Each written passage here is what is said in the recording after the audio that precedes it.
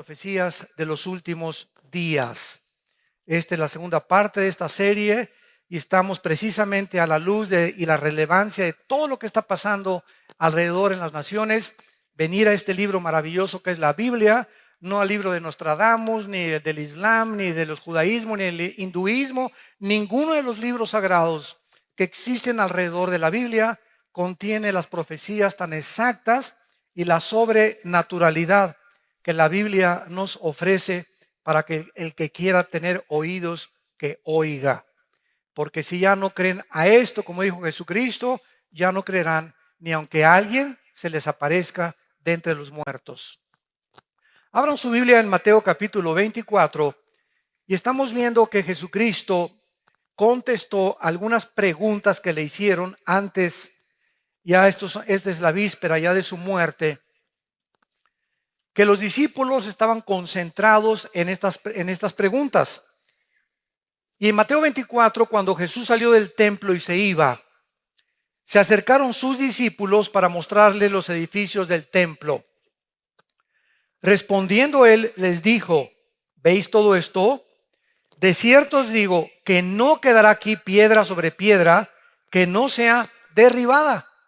En otras palabras, esta profecía se cumplió 70 años después de que lo crucificaron, cuando el general Tito, con una legión romana, llegó a Jerusalén, enviado por Vespasiano, su papá, el emperador romano, y destruyó completamente la ciudad de Jerusalén.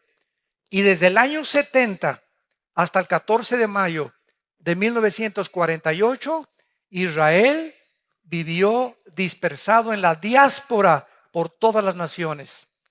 Los corrieron de España en 1589, cuando la expulsión tremenda. Los corrieron de Francia, los corrieron de Europa. Por todos lados, casi 2000 años los judíos vivieron dispersos. Y hasta 1948, que regresaron a su tierra, el reloj profético de Dios se comenzó otra vez a echar a andar, porque las profecías finales de la Biblia no podían comenzar a hacer una realidad hasta que Israel regresara físicamente a su tierra. Entonces Cristo les profetiza que ese templo, ¿verdad?, tan maravilloso que admiraban, con alfombras persas y candiles franceses, y quién sabe Herodes cuántas bellezas arquitectónicas puso al templo, no quedó piedra sobre piedra. Y estando él sentado, versículo 3, en el monte de los Olivos, los discípulos se le acercaron aparte diciendo: observemos las preguntas que le hicieron. Dinos, número 1, ¿cuándo serán estas cosas? 2, ¿qué señal habrá de cuando tú regreses, de tu venida? Y 3, ¿qué señal hay de que el fin del mundo o el fin de la historia ya se acerca? Vemos que en respuesta a estas preguntas, Cristo comenzó a describirles algunas señales que a continuación vamos a mencionar, como guerras en gran escala, pestes, terremotos, martirio de creyentes, falsos profetas, odio, y el amor entre los cristianos poco a poco se iba a desvanecer. Además, el evangelio sería predicado en todas las naciones y entonces vendría el fin. En el versículo 8, Cristo les dice que esto sería el principio de los dolores. O sea, no existe ninguna duda de que nos encontramos en el 2015, en el siglo XXI, en el principio de los dolores. Nunca en la historia, como en el siglo XX, se juntaron las naciones para combatir unas contra otras en la Primera Guerra Mundial y en la Segunda Guerra Mundial. 1914, 1917, 1939, 1945. Después de las dos guerras mundiales en el siglo XX, siempre ha habido guerras en la historia, pero nunca como Jesucristo lo profetizó, nación contra nación, o sea, unos contra todos. Y además vemos nosotros que hubo más de 270 revoluciones después de la Segunda Guerra Mundial. Y la Liga de las Naciones, que se conformó después como la Organización de las Naciones Unidas, se unieron para tratar de evitar una tercera guerra mundial. Y ahorita, en septiembre del 2015, el mundo se encuentra al borde de una tercera guerra mundial. Y como foco y el centro del conflicto es el Medio Oriente, tal como la Biblia lo profetizó. Que la tercera guerra mundial se llevaría a cabo y tendría su origen en la región geográfica donde ahorita es una olla hirviendo: Siria, Irak, Irán. Hace 3 días los rusos están comenzando a enviar helicópteros y jets a Siria, porque el gobierno de Rusia tiene que apoyar el gobierno del presidente sirio Assad. Porque Rusia tiene que defender a que no derriben a Assad. Y la razón por la cual hay esta guerra civil ahorita en Siria es la razón por la cual, escuchen, más de 4 millones de refugiados están por todas las naciones de Europa huyendo. Con lo que traen en la mano nada más, con sus niños, con 2 o 3 naranjas, ni colchón, ni cama, ni cojín, nada absolutamente, ni una cuenta del banco, ni $3, con lo que pueden. Millones ya. Austria y Hungría tuvieron ya que cerrar las fronteras. Ya no les caben los refugiados. Inglaterra va a recibir 25,000, Alemania va a recibir 20,000, Estados Unidos va a recibir 10,000. Los únicos que no quieren recibir refugiados son los países árabes, que son sus hermanos. A Arabia Saudita le cerró la puerta a 0 refugiados. Qué increíble, ¿verdad? Que esto esté sucediendo en el pleno siglo XXI. ¿Y saben ustedes lo que significa esto? Que todos estos millones de refugiados que están entrando a Europa, principalmente, la mayor parte de ellos musulmanes, hay una infiltración de ISIS, como no se imaginan. Estados Unidos va a recibir a 10,000. México, ¿verdad? Ya tenemos suficientes los que entran por Guatemala. Y los que llegan de otras, de Centroamérica, que quieren llegar hasta Estados Unidos. Pero lo que significa esto es lo que la Biblia dice. Hace 4 o 5 años, por cada europeo que nacían 7 musulmanes. O sea, se reproducen como conejas las musulmanas.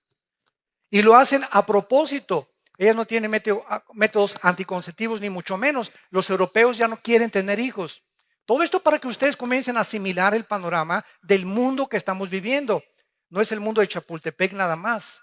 Hay que cobrar conciencia de qué es lo que está pasando en el mundo para que la Biblia pueda cobrar relevancia y podamos entender que Dios quiere que nosotros no seamos sorprendidos como ladrón en la noche. Pero muchos no saben, ¿verdad? No salen de sus telenovelas. Entonces, ¿qué es lo que significa esto? Que Europa en 10 años será un continente musulmán. En Inglaterra hay más iglesias musulmanas, mezquitas, que iglesias cristianas y católicas. Nada más en Inglaterra. Compraron todas las iglesias cristianas y evangélicas, la mayor parte que existen en Inglaterra y en el Reino Unido. Ahora, ¿qué pasa si Europa se convierte en todo musulmán? Es interesante que la Biblia nos muestra que el anticristo va a surgir de la región de Siria e Irak en el capítulo 8 de Daniel. Los que estamos estudiando Daniel lo hemos comenzado ya a descubrir.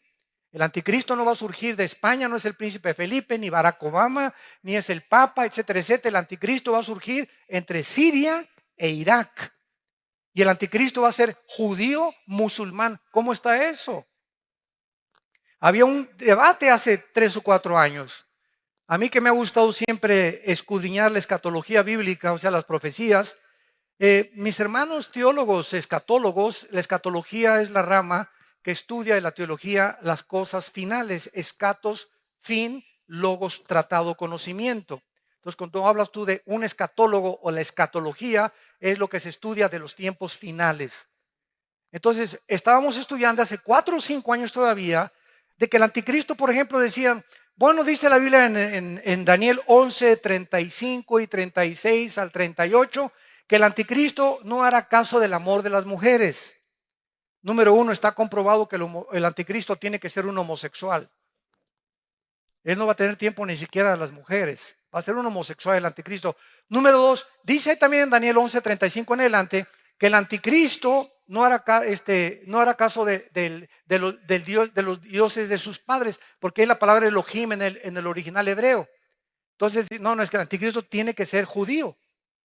Y Génesis 49 dice que saldrá de la tribu de Dan, porque es como serpiente que hace caer al caballo. Entonces hay infinidad de versículos que apuntan a que el anticristo era judío, pero también hay cantidad de versículos, y aquí es donde viene la discrepancia, de que al anticristo se le llama en Isaías 10, en Isaías, otros capítulos, en Ezequiel, se le llama el asirio.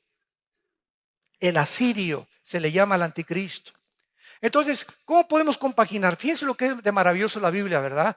Tenemos una pieza, un rompecabezas, pero asirio o judío, no puede ser las dos cosas. Y ahora sabemos, ¿verdad?, que aparece otra cosa que sí puede ser. ¿Por qué?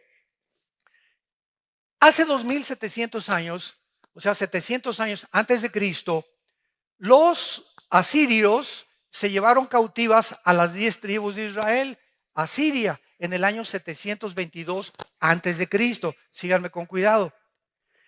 Desde el año 722 antes de Cristo, estamos hablando de hace 2722 años hasta la fecha, esas 10 tribus de Israel se mezclaron con el mundo entero. Y por eso hay ahorita muchos en México que sin saberlo son de ascendencia judía. El apellido Pérez, por ejemplo, es judío. Díaz, González, los EZs tienen mucha relevancia con el Medio Oriente. Y hay italianos judíos, hay nicaragüenses, sin que lo sepan ellos, hondureños. Hay negritos en Etiopía judíos.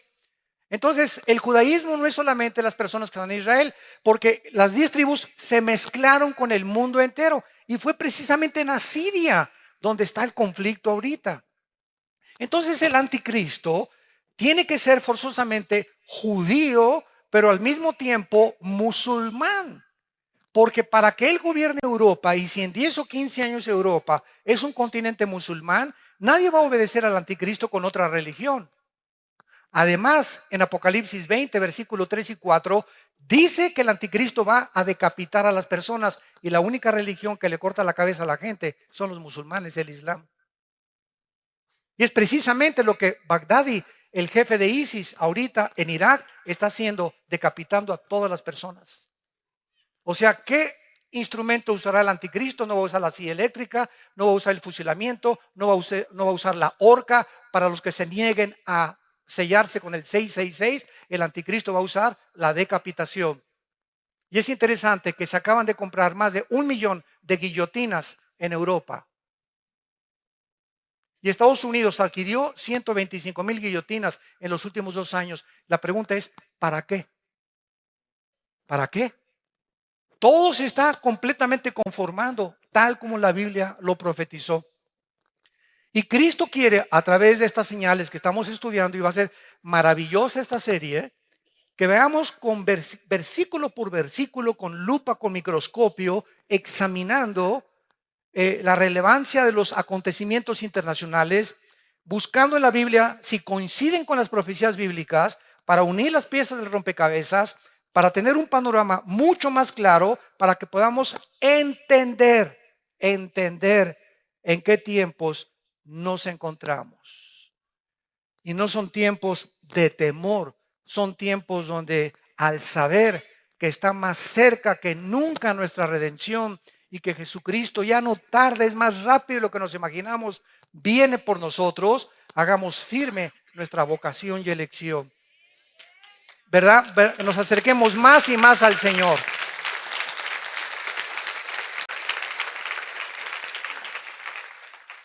Ahora bien, no cabe duda, como decíamos, que estamos en el principio de dolores. Para retomar lo que iniciamos. ¿Por qué nos encontramos en el principio de dolores?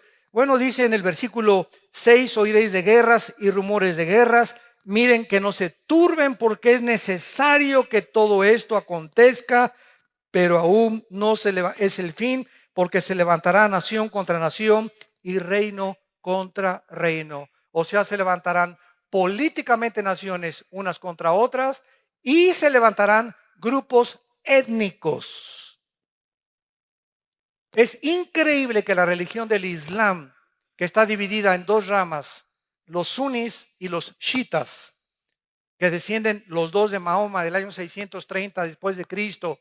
Los sunis creen que ellos son los herederos de Mahoma, directamente a través de la línea física de Mahoma. Los chiitas creen lo contrario, que ellos por herencia o por autoridad se puede designar al descendiente de Mahoma.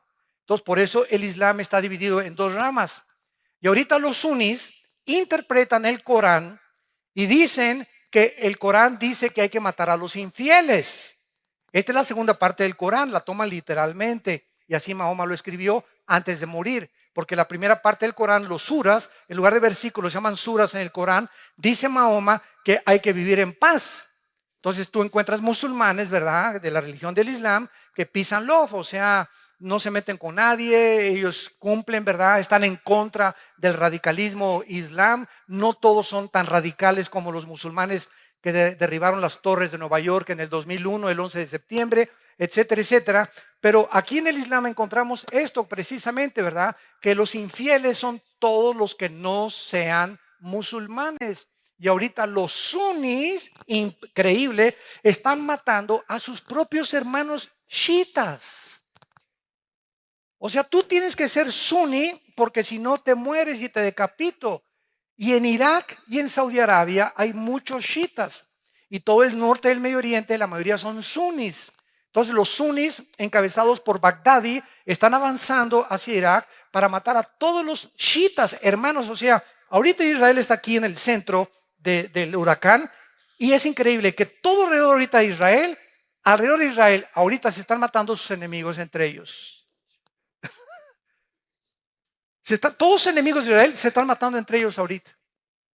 O sea, en la misericordia Dios lo ha permitido. Y el punto final al que llegamos, que estamos en principio de los dolores, es lo siguiente. Gracias a la guerra civil de Siria, hay 4 millones de refugiados. Entonces, ahorita el secretario de Estado John Kerry acaba de entrevistarse con el jefe de las fuerzas militares de Rusia, diciéndole, oye, por favor, compadre, vamos a tratar de quitar a Assad, el presidente de Siria, porque ya el mundo está invadido de refugiados. ¿Qué vamos a hacer? Europa no tiene ahorita el capital. Ahorita el dólar es la moneda más fuerte del mundo, ahorita en el siglo XXI, en el año 2015.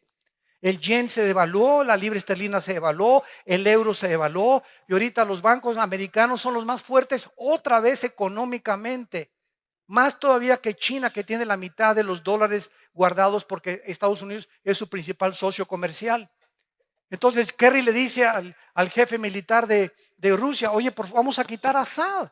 Y entonces ellos le contestan, ¿verdad? ¿Sabes una cosa? Si quitamos a Assad, vamos a quitar la base naval más grande que Rusia tiene en Siria. Y Siria necesita el contacto con el mar Mediterráneo porque de otra forma no tiene ningún otro acceso. Si tú ves en el mapa, Siria no tiene acceso más que a través de Rusia, para poder tener una flota de portaaviones y de destroyers. Y el mar Egeo que está cerca de Ucrania. Entonces, quitar a Assad es bloquear a Rusia y sus intentos de volver a resurgir el imperio de la Unión de Repúblicas Socialistas Soviéticas. Ahora, a Rusia lo respalda China. Y Rusia y China forman parte en el Consejo de Seguridad de las Naciones Unidas de las naciones más influyentes. Entonces, ahorita el Consejo de la ONU está gobernado por Rusia, China e Irán. Porque Rusia sigue también apoyando a Irán. E Irán apoya y sostiene a Hezbollah, el grupo terrorista que se encuentra en el Líbano. Y ahorita es un relajo completamente el Medio Oriente y nos encontramos con millones de migrantes. Prenda la televisión ahorita a las 24 horas del día. Te parte el corazón, te parte el corazón. Los niños ahogándose en el mar, se suben a una lancha para ir en el Mediterráneo para escaparse de Siria, etcétera, etcétera. Y como nada más caben 10 o 15 en la lancha, a los que no sirven los ahogan.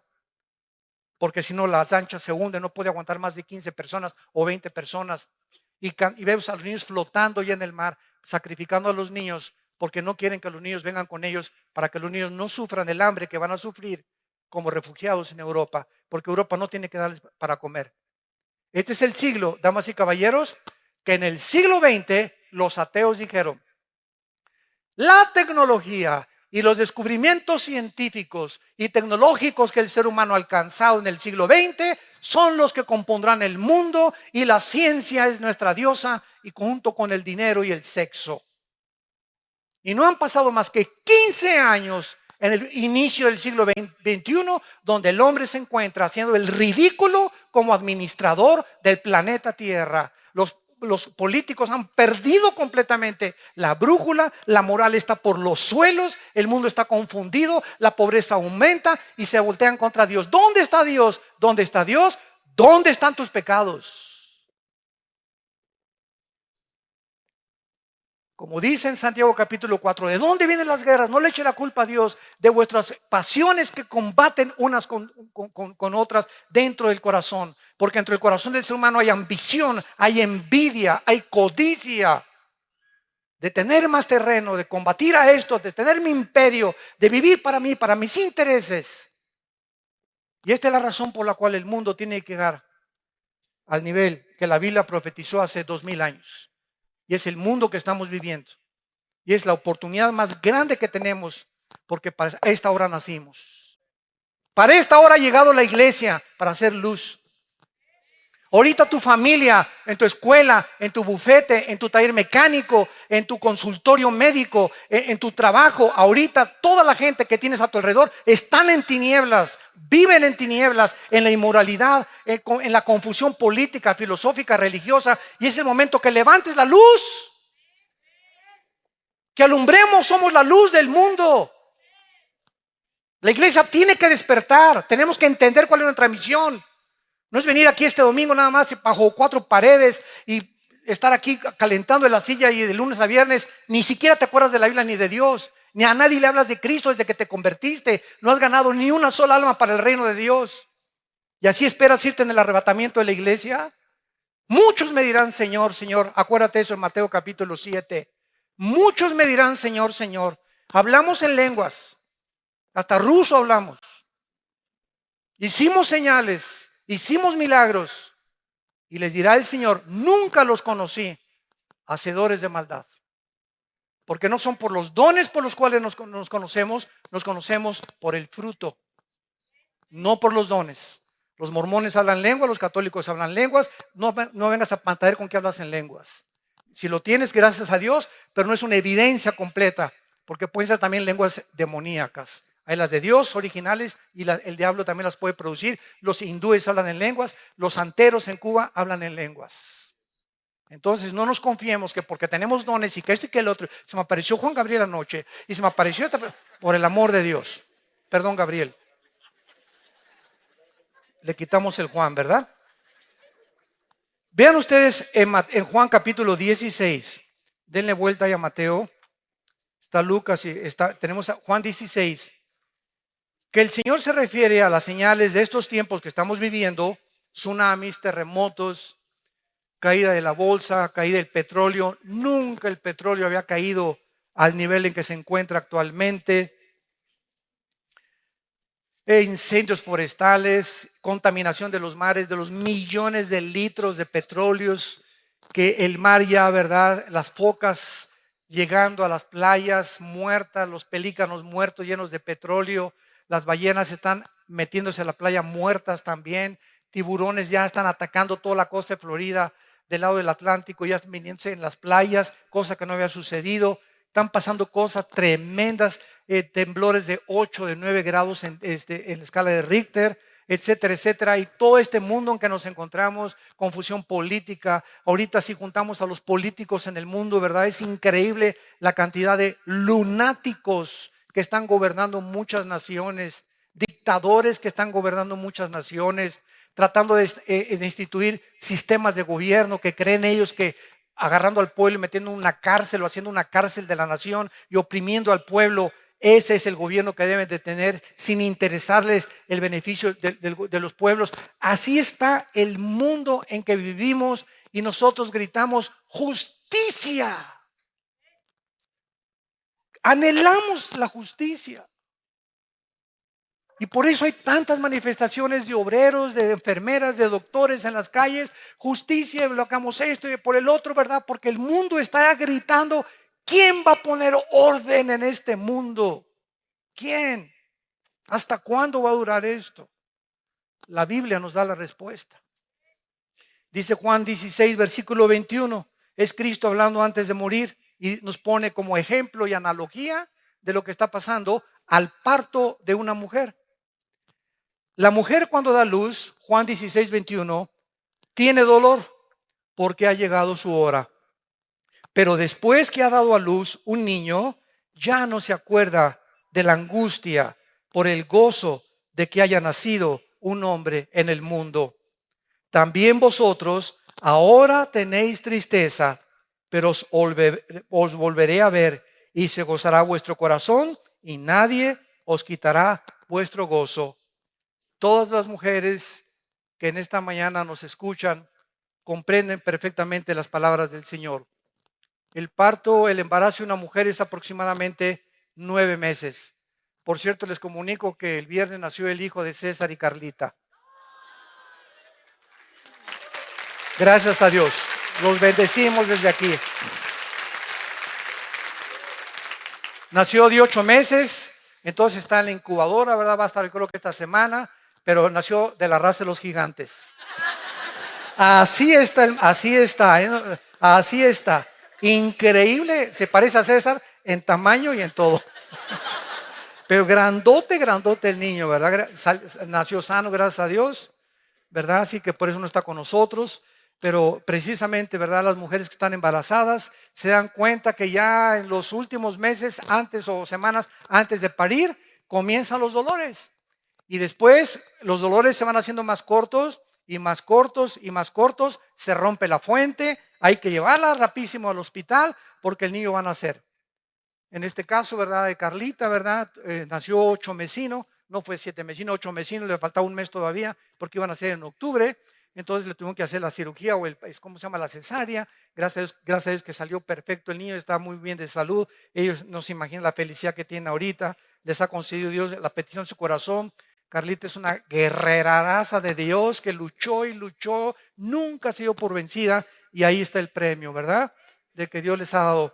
Ahora bien, así está el mundo, los dolores van a aumentar en el siglo XX, guerras y rumores de guerras, llegamos al siglo XXI, confusión y cada vez vemos más y más y más dolores y terremotos y que esto y que el otro. ¿Cuántos estamos rodeados de falsos profetas?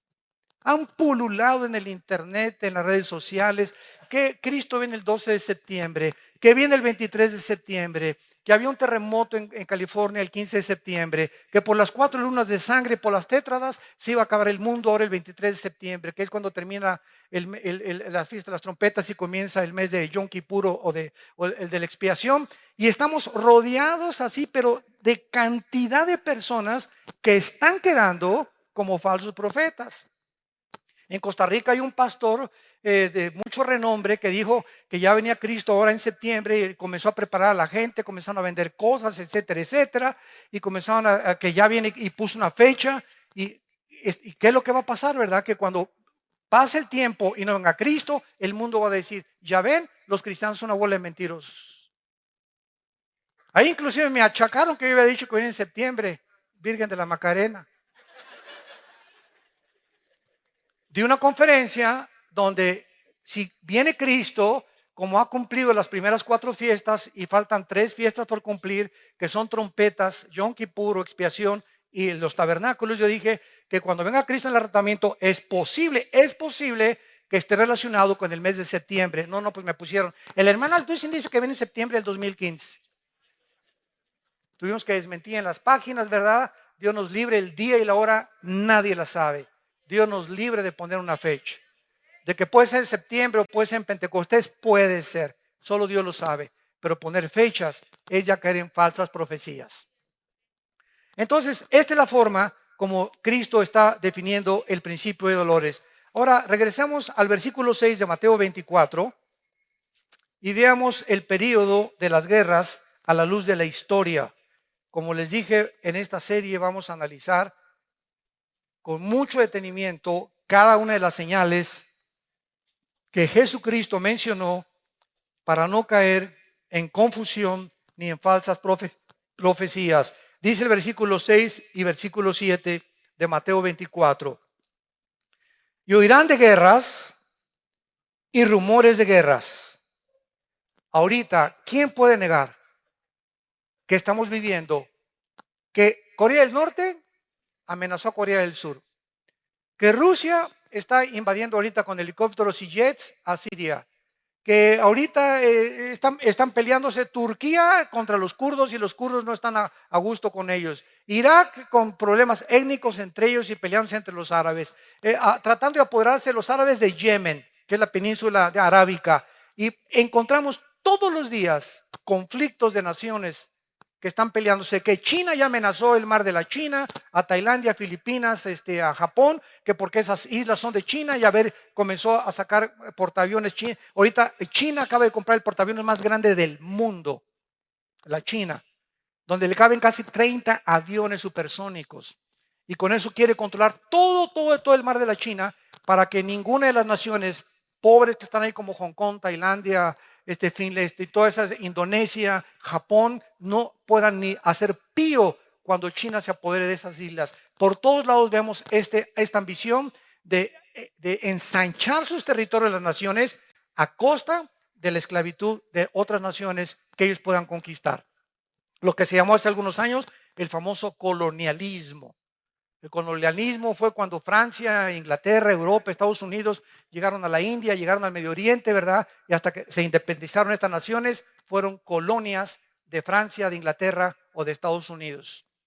Muy bien, es necesario que esto acontezca, pero aún no es el fin, porque se levantará nación contra nación, reino contra reino, y habrá pestes, hambres y terremotos en diferentes lugares. Vamos a ver entonces las guerras en primer lugar. En 1914.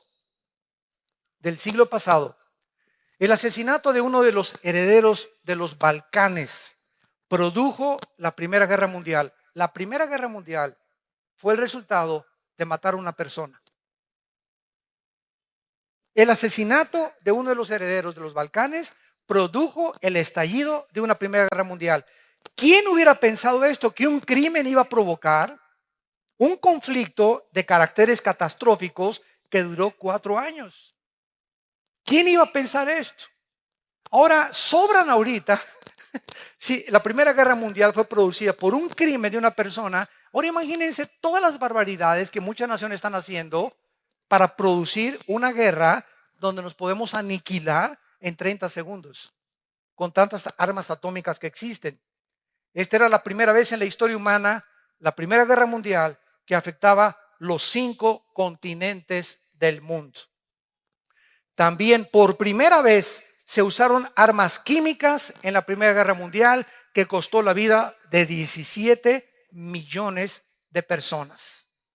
Después de esta guerra, la Primera Guerra Mundial, se formó la Liga de las Naciones con el propósito de evitar guerras posteriores. Sin embargo, después de 1917 pasaron muy pocos años hasta que en 1939 explotó la Segunda Guerra Mundial. Cuando se levantó el Führer, Hitler, Adolfo Hitler, con su Partido Nacional Socialista Alemán, y le dijo, ¿verdad? Pues yo solamente tengo ganas, ¿verdad?, de ver cuántos alemanes hay en Polonia, en Checoslovaquia. Y entonces en Inglaterra, cuando se dieron cuenta que Hitler estaba tratando de avanzar y salirse de Alemania, pudieron discernir algunos ingleses, que como Winston Churchill, que todavía no era primer ministro de Inglaterra, de que Hitler traía intenciones de apoderarse de Europa. Entonces Inglaterra mandó a un empresario que se llamaba Chamberlain, que era el primer ministro de la Cámara de los Comunes en Inglaterra, y llegó Chamberlain a entrevistarse con Hitler. Y entonces Hitler platicó con Chamberlain. Es exactamente lo que está pasando ahorita en el Medio Oriente. Y Hitler le dijo, yo soy peace and love. Diles a los ingleses y diles a todos ahí en el Reino Unido que no hay problema, yo no voy a invadir Europa. Entonces Chamberlain regresó a Inglaterra con la bandera blanca, y todavía hay fotos de cuando baja el avión, gloria a Dios, ¿verdad? No va a haber guerra, y todos los ingleses, etcétera, etcétera, etcétera. Poquitas semanas después de que Chamberlain comenzó a decir que no iba a haber guerra, Hitler invade Polonia y Checoslovaquia. Y entonces comienzan los ingleses a pensar que Winston Churchill tenía razón y lo nombran entonces primer ministro.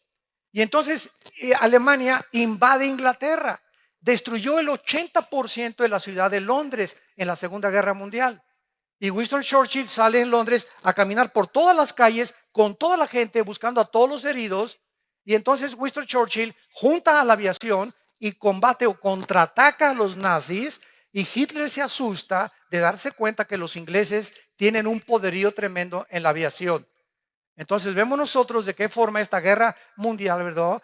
Tuvo que tener consecuencias gravísimas, donde murieron 6 millones de judíos. Hitler se olvida de Rusia, Hitler se olvida de Estados Unidos e Inglaterra, se junta con Mussolini en Italia y comienza a perseguir a los judíos, que en aquel tiempo ni nación, ni ejército, ni pistolas tenían los judíos.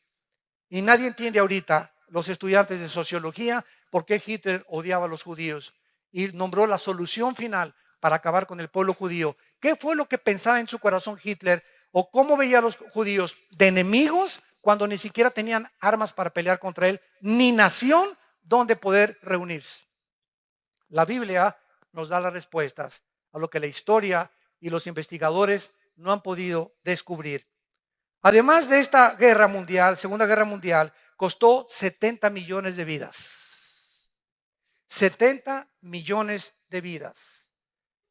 Y por primera vez, en 1945, el mes de agosto, se usan 2 bombas atómicas con 1 millón de kilotones o de toneladas de dinamita cada una en 2 ciudades y en un puerto japonés, Hiroshima y Nagasaki, matando a cerca de 200,000 japoneses. Cuando Japón vio que Estados Unidos, por contraatacar Pearl Harbor, en Hawái, cuando los japoneses llegaron y acabaron con todas las naves marítimas y toda la fuerza marítima que tenía Estados Unidos, la fuerza naval. Entonces Estados Unidos soltó estas 2 bombas y entonces Japón, después de la segunda bomba, firmó la rendición en un barco Missouri con los Estados Unidos y se acabó la Segunda Guerra Mundial.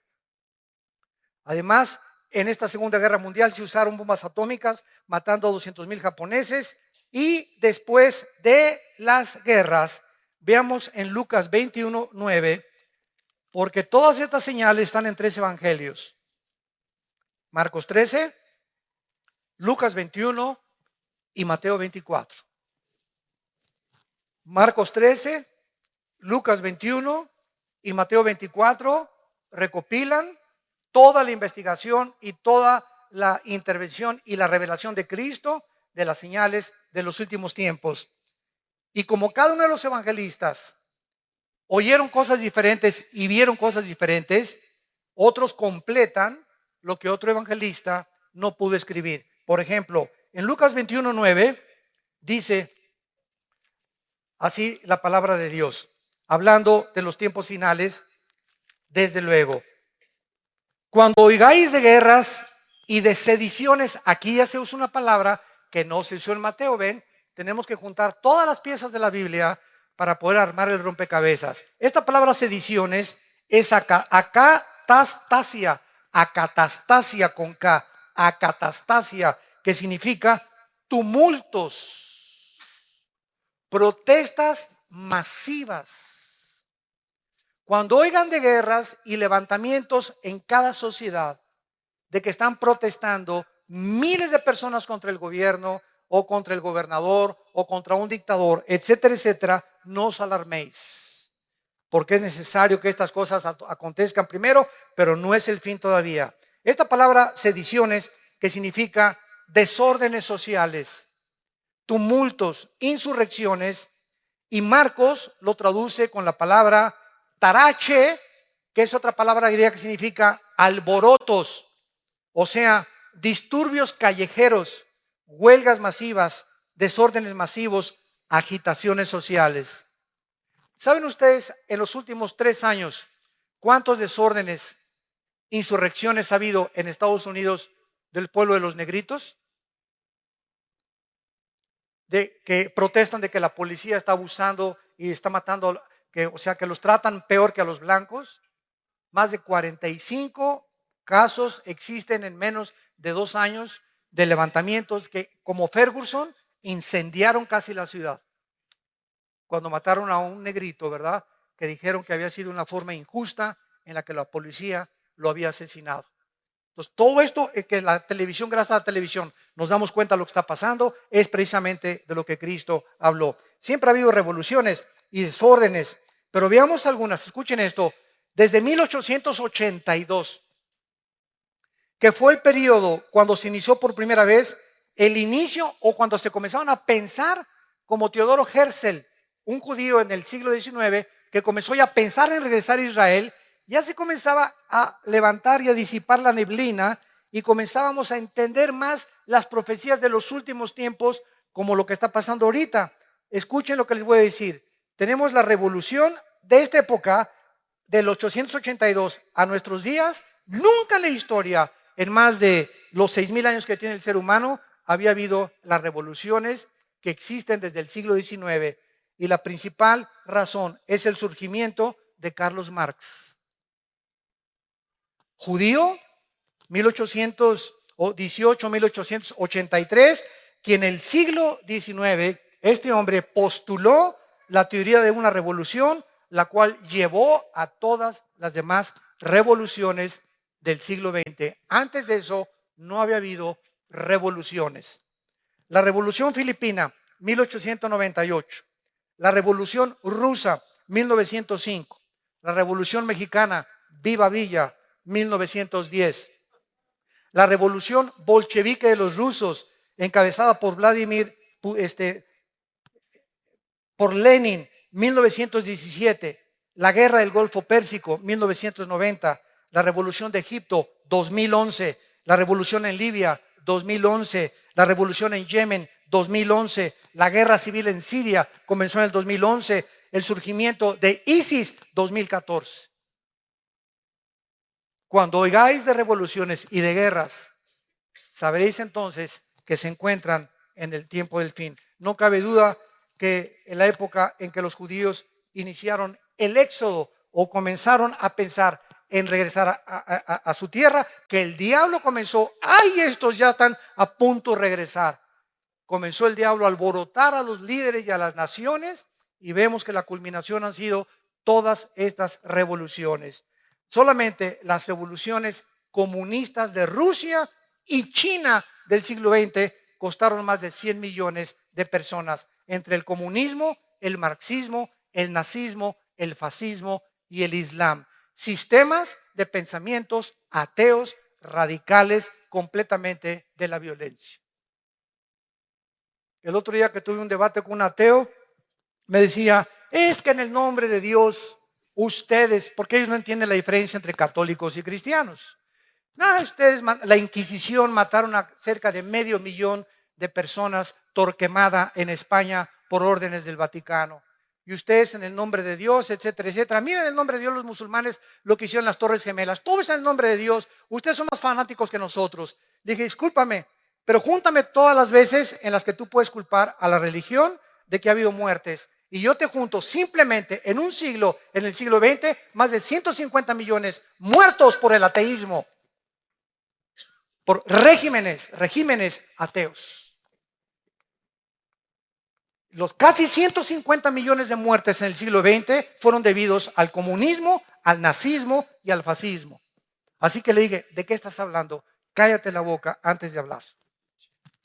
Solamente en el 2011 hubo protestas revolucionarias masivas en Algeria, en Bahrein, en Irak, en Omán, en Irán, en Kuwait, en el Líbano, en Marruecos, en Arabia Saudita y en Sudán. La llamada primavera árabe, ¿se acuerdan?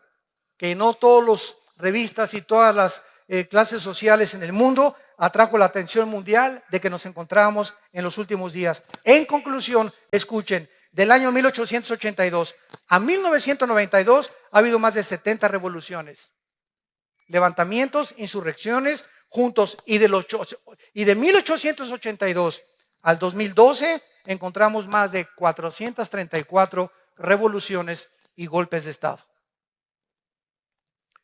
Ahora tenemos en segundo lugar las hambres. Regresamos a Mateo, y ya que hemos visto y estamos comenzando a entender con más profundidad por qué Jesús dijo que aunque siempre ha habido guerras, en los últimos tiempos se conjugarían todas estas señales. Vemos en segundo lugar las hambres, versículo 7, y habrá guerras, pestes y hambres.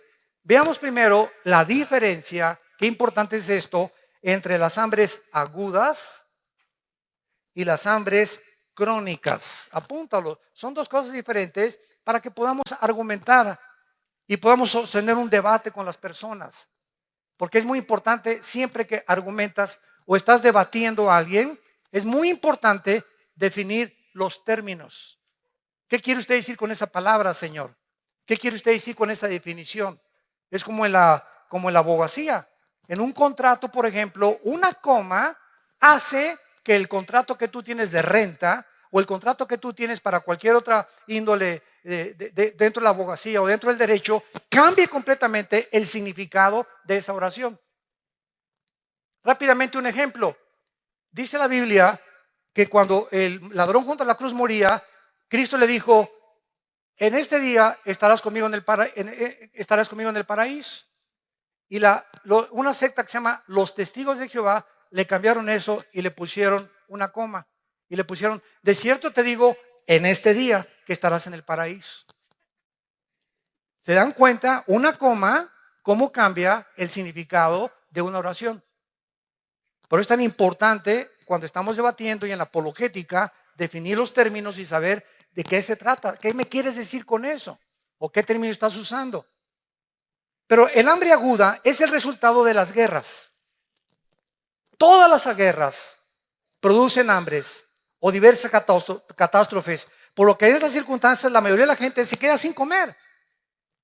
Entonces las guerras producen hambre, son las hambres agudas. Y las hambres crónicas, por el contrario, es el resultado de la mala nutrición, como los niños de Biafra, de algunas zonas pobres, donde la gente está muy mal alimentada, porque las naciones ricas, no Dios, las naciones ricas que van a ser juzgadas, no les interesa ayudar a gentes o a gentes que no tienen ni siquiera para comer, cuando si se repartiera el dinero, ¿verdad?, en todo el mundo, podría haber un poco de equidad, pero no era lo que perseguía Carlos Marx. Carlos Marx perseguía la lucha de clases, que si la clase del proletariado derribaba a la clase de la burguesía, entonces el proletariado tomaba el poder. Pero fue lo que pasó en Cuba, fue lo que pasó en los países comunistas. Cuando el proletariado toma el poder, repite el mismo error y siguen ellos con otra dictadura disfrazada de otra manera. Veamos algunas hambres catastróficas en los últimos 2 siglos. 1916 y 18, la hambruna en el Líbano, 100,000 muertes, una cuarta parte de la población murió en el Líbano. 1961, la hambruna causada por un experimento chino que resultó en 40 millones de personas muertas, considerada la hambruna más grande de la historia, del 59 al 61, por un experimento de los chinos. 2005, la crisis de alimentos en Nigeria ha matado a más de 300,000 niños que se han muerto de hambre. Tú tienes una torta, tienes buñuelos, tenemos una soda, tenemos cornflakes, un petate donde, como decía mi abuelo, donde echarnos. Por lo menos un ladrillo, le pones un periódico y lo usas de cojín. Pero hay gente que ni siquiera tiene eso en el mundo. Ahorita al ver estos millones de refugiados, nos parte el corazón. Yo imagino, yo le decía a mi esposa hoy en la mañana, me imagino que sucediera esto, que alguna vez nos sucediera esto en México, ¿verdad? Que sales de tu casa sin nada, más que con la pijama que traes puesta tal vez, a un destino incierto. No sé dónde vamos a dormir hoy. Están durmiendo en los autobuses, en los trenes, en los rieles de los ferrocarriles. ¿Qué me va a dar trabajo? ¿Vamos a sobrevivir? ¿Qué futuro tienen nuestros hijos? Y nosotros aquí todavía con casa, por lo menos tienes un jacal, por lo menos tienes un lugar donde llegar, por lo menos tenemos una seguridad, ¿verdad? O un país donde se ha respetado el evangelio, podemos hasta ahorita vivir en paz. Démosle gracias a Dios por el amor de Dios. Démosle gracias a Dios.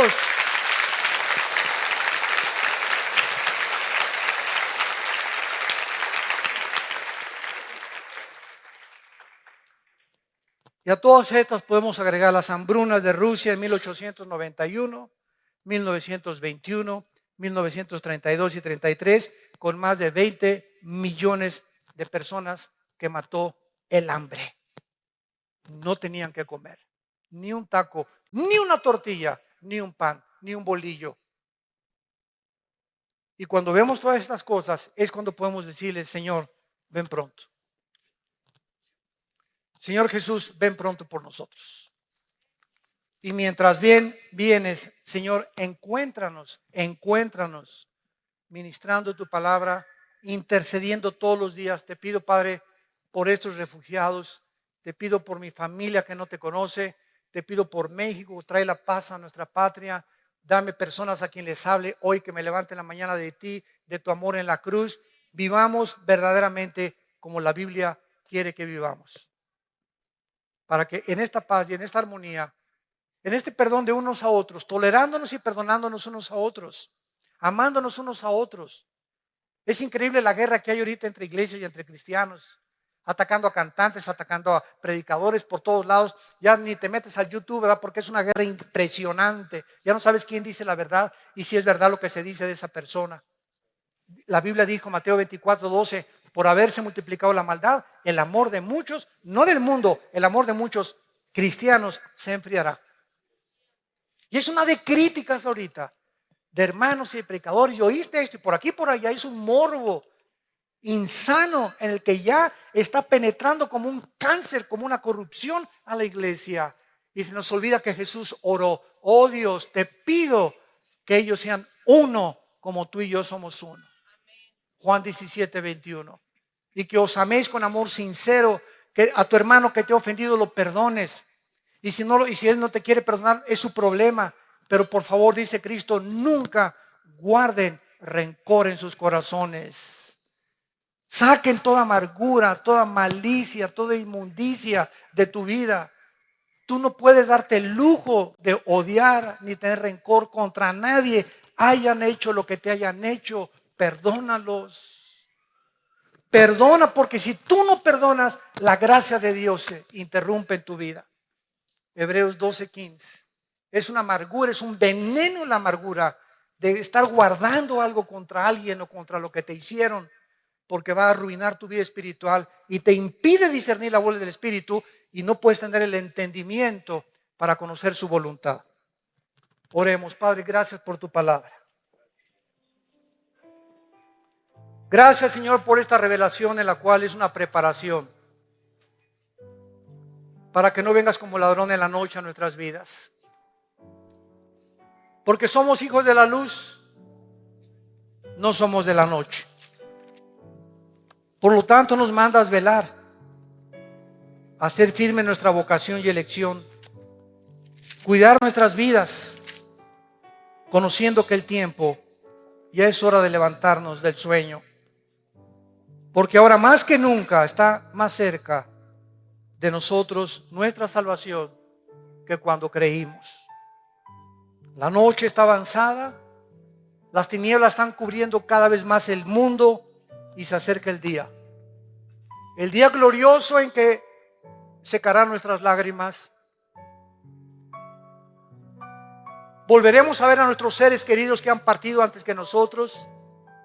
Ahí vamos detrás de ellos nosotros, porque está establecido que todos tenemos que morir. Pero el juicio de nuestras vidas ya se llevó a cabo en una cruz, donde tu Hijo derramó su sangre para que nosotros ya no fuéramos juzgados nunca, porque Él llevó ese juicio y esa ira y ese castigo que nosotros merecíamos en su cuerpo, en esa cruz.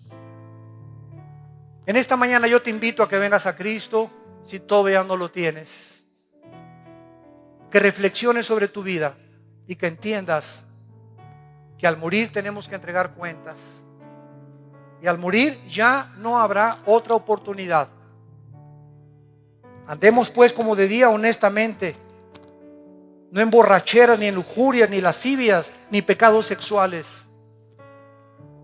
Vistámonos del Señor Jesucristo para no proveer para los deseos de la carne. ¿Qué tengo que hacer? Me preguntarás. Para invitar a Cristo, dile estas palabras. Ahí desde tu lugar, con todo tu corazón.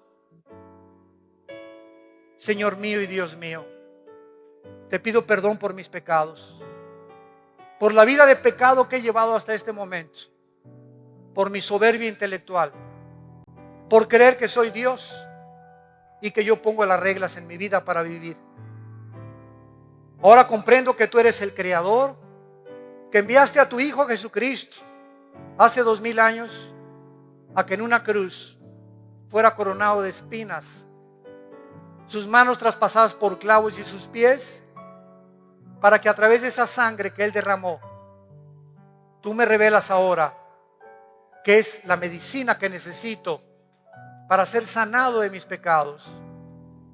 Señor Jesús, creo en ti, en lo que hiciste en mi lugar, que a los 3 días te levantaste de los muertos para traerme la esperanza y la seguridad de que después de la muerte seguiré viviendo, que con la muerte no se acaba nada, seguimos viviendo al lado tuyo por toda la eternidad. Entra a mi vida como mi Señor y mi Salvador. Te lo ruego y te lo pido en tu precioso nombre. Amén.